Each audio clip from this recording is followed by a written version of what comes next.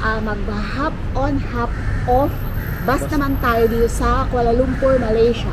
Yes guys, ito yung pinakamura na paraan para ma-explore nyo yung buong city ng Kuala Lumpur. Nandito na kami sa mismong Petaling Street. So marami siyang mga food dito. Parang Jalan Aloy din.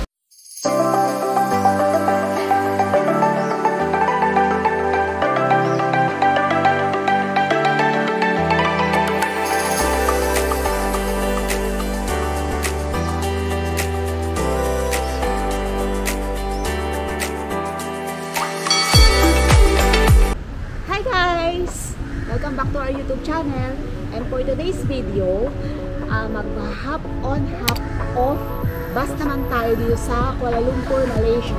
Yes guys, ito yung pinakamura na paraan para ma-explore nyo yung buong city ng Kuala Lumpur. So, tawag sa kanya, hop on, hop off bus tour. So, yung bus tour na yun, meron kayong mahigit 20 stops guys sa mga iconic, sa mga tourist spot dito sa Kuala Lumpur. So anytime pwede kayong bumaba sa mga tourist spot na yon, tapos mag-explore kayo dito sa tourist spot na yon.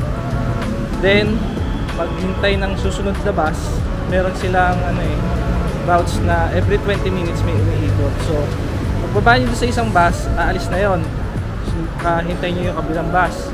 After 20 minutes, siyempre nakapag-picture na kayo doon, kung gawin nyo. Then, doon naman kayo, susundan nyo pa rin yung routes. So, mamaya papakita namin sa inyo yung mapa.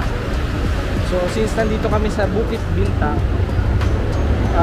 dito yung bus stop number 1. So, nandito yung pinaka jump off point ng bus. So, swerte namin kasi halos tapat lang ng hotel namin yun. So, 2 to 3 minutes walk lang para sa amin. Nandun na kami kagad sa bus. So, sama kayo sa amin buong araw. Actually, hindi siya abutin ng buong araw. Kung hindi ka bababa doon sa bus na yon, may ikot mo within 2 hours. So, tara, sama tayo. Try natin yung pinakamura. As in, pinakamura guys, sabi ko to. Kasi, nabuko siya sa clock ng 480 pesos per head. So, buong ano na yun ha, buong city na yun. Tapos, 24 hours siya pwede gamitin. So, isang buong araw. Kung nag-start kayo ng hapon, mamaya, kunyari kayo kasi umaga, kung hapon kayo magtutur, bukas ng hapon pa matatapos yung pass nyo, pwede pang gamitin ng bukas ng umaga. Okay guys, nakapila na kami dito sa booth na hop off bus tour. So, ito yung mga bus tour. So, ang start na ito, 9 AM. So, ito yung mapa guys, papakita ko sa inyo. Yan, lahat yan, yung may mga number, yan yung mga stops. So, talagang buong Kuala Lumpur makikita nyo dito. So, option nyo na kung bababa kayo doon sa stop na yun or hindi. Or gusto nyo, sumakay na lang kayo, punta kayo sa next stop. Pag bababa kayo, after 20 minutes, may dadaan ulit na bus, pwede kayo sumakay na ulit, papunta kayo sa next stop. So, napaka-convenient nito sa pag-tour kasi sa designated bus stop lang talaga siya nahintuan na bababa.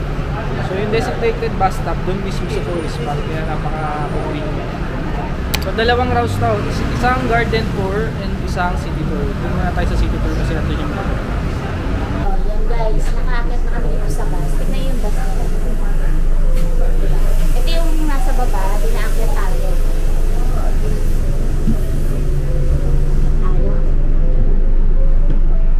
Tapos ito yung nasa taas. Dito sa part na to, aircon to. Ito. And then, dito tayo. Tapos ito yung palabas para mas... Eh, nakikita nyo natin yung train nito. Monorail yan. Yan ang tawag. Yan kami sumakay. Halos ayun yung mode of transportation nila dito. Tapos nandito na. Dito kami sa labas. Para mas ma-experience namin yung pagiging turista namin dito sa Malaysia. Guys, sharp ang biyahe dito ha. Pag sinabing alas 9, alas 9 alis. Sakto. Sakto. Kaya huwag kayong ano dito. Hindi uso yung late dito guys. Pilipino time dito ha.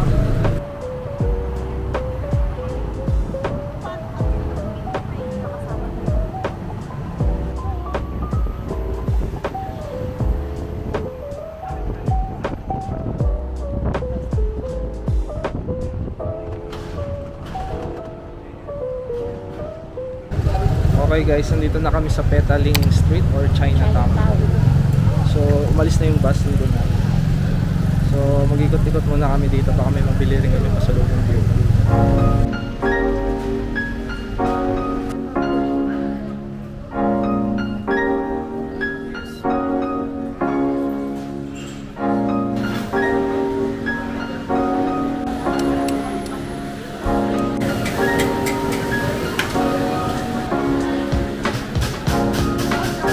Oh, yan guys, nandito na kami sa mismong Petaling Street.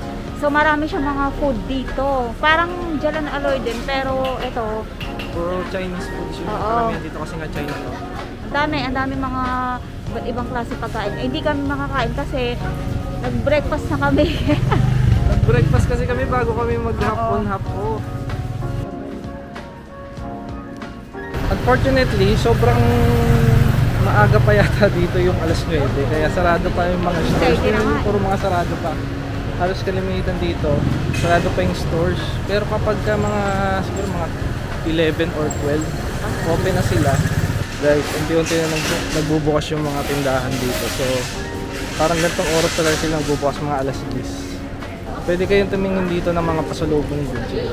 Mura lang yung mga tinda rito.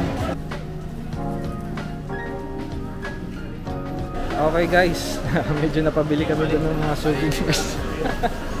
Mga bags at mga ref magnets. Actually, hindi ko alam kung mura siya or mahal ha. Pero magkano nagastos natin? Nasa 500 peso sa atin ha. Kasi nasa 50 ringgits din yung nabili namin. Most likely, sarado pa rin talaga yung mga stores. May mga ilang bukas na. Pupunta na ulit kami doon sa bus stop. So next stop na tayo.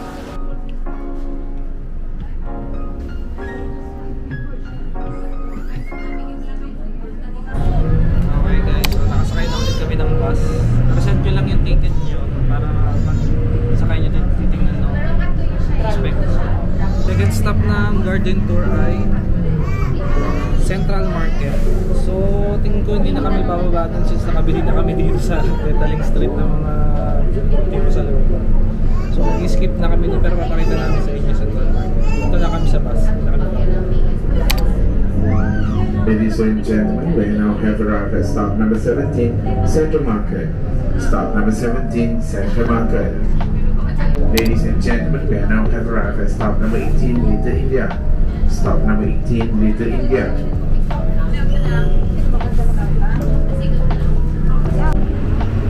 Ladies and gentlemen, we now have arrived at stop number 19, KL Central Station. Stop number 19, KL Central Station. Okay guys, stop number 19, KL Central. So araw-araw kami dito. Hindi na kami makakita. Dito kami nasakay ng mga train. So dito rin yung mga transfers natin.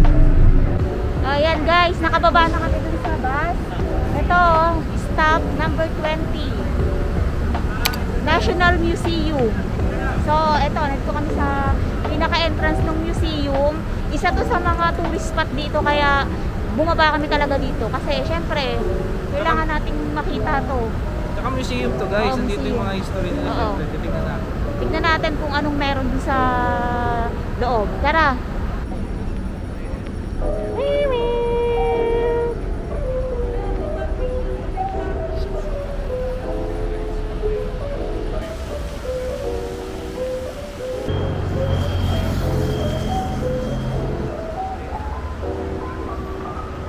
Okay guys, nandito na kami sa loob ng museum. May entrance dito ha.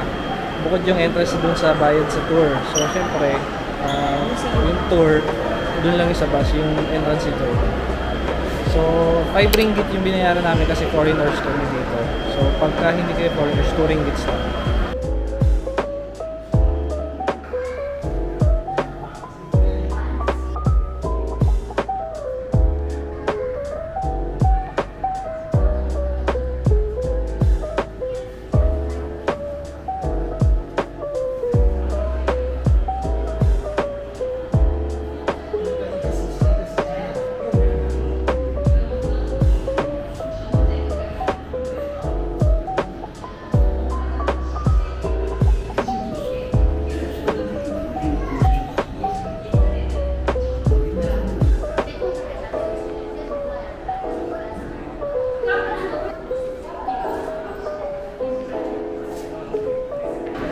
Ayan guys, tapos na kami dito sa museum tour namin. So, ang laki ng museum nila. Pababa na kami ng hagdan, tignan nyo. Diba? Up and down siya yung museum. Tapos dito sa baba, mayroong mga educational para sa mga bata. Ang ganda ng museum nila dito guys. Meron ba tayong dito sa Pilipinas? Hindi pa hindi pa tayo nakapunta ng National Museum ng Pinas, pero Sa Malaysia nakapunta. sa Malaysia hindi. Siguro naman, meron tayong ganito. Kasi Ang ganda ng museum nila. Very organized, tapos iba't ibang hall yung iba't ibang era. pati yung mga sumakop sa kanila nandun. Siguro meron tayo niyang bawat bansa na ganun. May National Museum tayo. So, yun. So yun guys, palabas na kami. Maghintay na kami ng bus ulit para pagpatuloy yung bus tour. We are back at the bus. Next stop namin is National Palace. Tingnan namin kung bababa pa kami. Para alam ko hindi kasi pwede pumasok sa labas pa. Tingnan natin. Ayan guys, nandito kami sa National Palace. So meron palang stop over na 5 minutes. So pwede mag-picture. Bababa kami. Dito ka naman.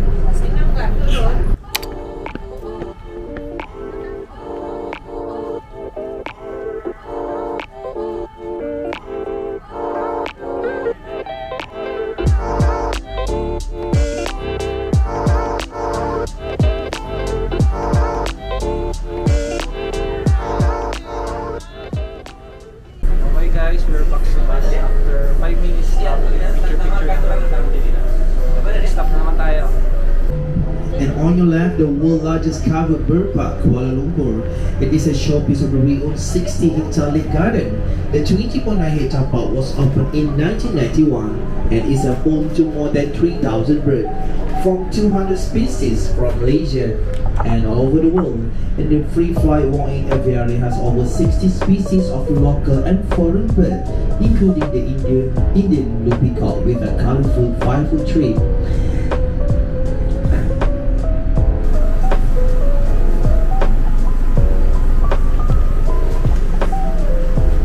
So guys, dito na kami sa stop number 22 which is Kuala Lumpur Bird Park.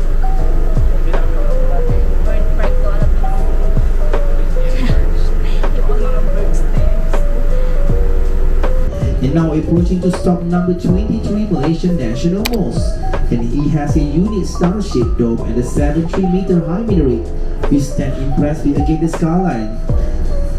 And it's a blue mandom designed in the shape of a 16-pointed star in the plan representing the 13th state of Malaysia, and the country got 3 major rays.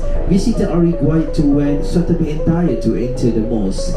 Here we go, we just arrived at our stop number 23, Malaysia.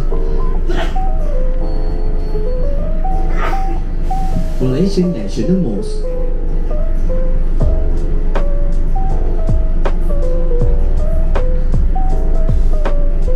Ladies and gentlemen, we just arrived at our stop number 24, Merdeka Square or Dataran Merdeka.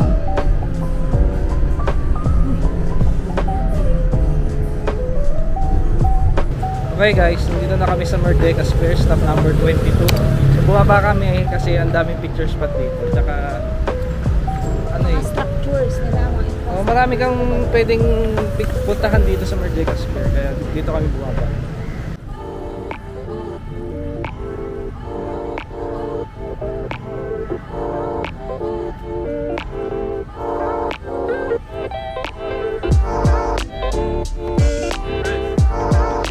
Okay guys, we're currently here sa Merdeka Square. So tingnan nyo to.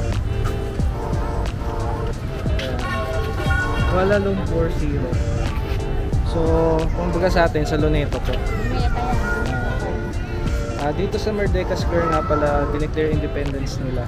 So, very historical tong place nito para sa kanila. Tingnan mo na napakalaki nung ewan, nakikita nyo sino ba? Ewan ko nakikita nyo yung flag nila.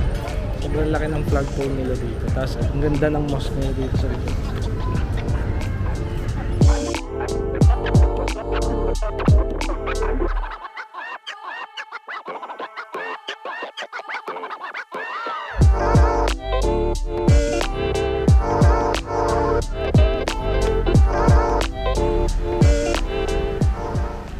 Yan guys, dito kami sa River of Light. So, hindi ko rin alam kung bakit siya tinawag na River of Light. Basta ang pagkakaalam ko, dalawang river to na nagpo-cross, nagpo-merge siya. Ayan. May nag-shooting sa loob. Ay, sa likod. May nag-shooting guys. Hindi namin alam kung artista ba yan. Basta may nag-shoot din dyan.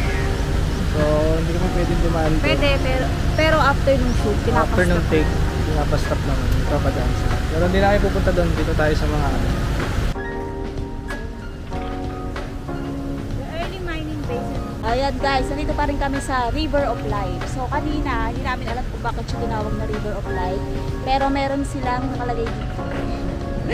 Babasahin na lang. Ang base dito, kaya siya tinawag na River of Light dahil yung mga access nila sa mining, iba't ibang mga lugar dito na daan sa river na to. Tapos yung convenient daw kasi dito nila pinapadaan. Siguro nung sinaunang panahon, river yung mode of transport nila. Tapos mga ano nila, ang tawag ko, transactions or kaya kabuhayan mga dito. Kaya siya siguro tinawag na River of Light.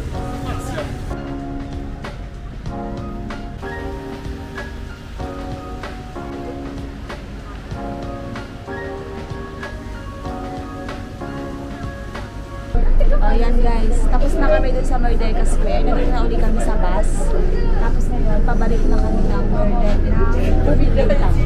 saan kami unang-una sumakay. Dun yung first stop, diba? Bumabalik na uli tayo. Patapos na yung garden route. So, city route naman yung tatay namin sa YouTube. Ayan guys, so nakalipat na kami ng bus. Nandito na kami sa bus ng city. So, apparently, medyo matraffic pala pagkakit ko. So, baka kami, itong city tour na to, mag-stop na lang kami sa KLCC kasi medyo traffic na kakain ng oras. Medyo traffic pala dapat sa city tour. So, mag-stop na lang kami sa KLCC. Doon na kami mapa. So, yun na namin tatapusin yung buong city tour. Diretso lang kasi napuntahan na rin naman namin yung The road in front of the mosque was originally called Lakeside Street but was renamed Jalan Masjid India after the mosque. Masjid India was built through private donation collected from the Indian Muslim community. There is very much a rural village feel to the place. Kampung Baru is one of the oldest Malay settlements in the city, a refugee authentic village where traditional way of life have survived against the relentless onward march of modernity industry and neighborhood that surround it. Many locals love to come to Kampung Baru to eat as there are many food stalls and restaurants that sell cheap local and Malay food, which open until late night.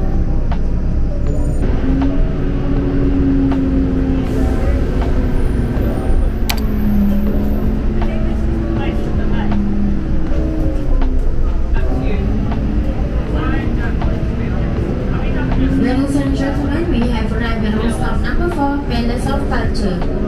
Thank you. Terima kasih.